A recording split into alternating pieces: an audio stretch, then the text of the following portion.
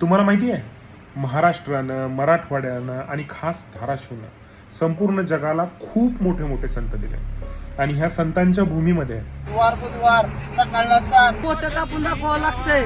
दोन कापले आता दोन कापाय घेतले. हे धाराशिवला अशा पद्धतीनं तर जगामध्ये नाही ओळखलं गेलं पाहिजे. म्हणून मी काम करतोय धाराशिवमधल्या अशा काही खास निवडक हॉटेल्स सोबत जे जेवणाला प्रसाद समजतात. या मंदिरामध्ये ग्राहकांना देव समजलं जातं आणि फक्त धाराशिवमध्येच नाही तर मराठवाड्यात, महाराष्ट्रात आणि पूर्ण भारतात देखील 2000 पेक्षा जास्त हॉटेल्समध्ये, रेस्टॉरंट्समध्ये हे धाराशिवमध्ये बनवलेलं एक ॲप्लिकेशन वापरलं जातं आहे. आणि मी अशा निवडक रेस्टॉरंट्सला हे ॲप्लिकेशन फ्री ऑफ कॉस्ट देतो आहे, कारण ते संतांच्या परंपरेचा विचार करतात, प्रॉफिटचा नाही.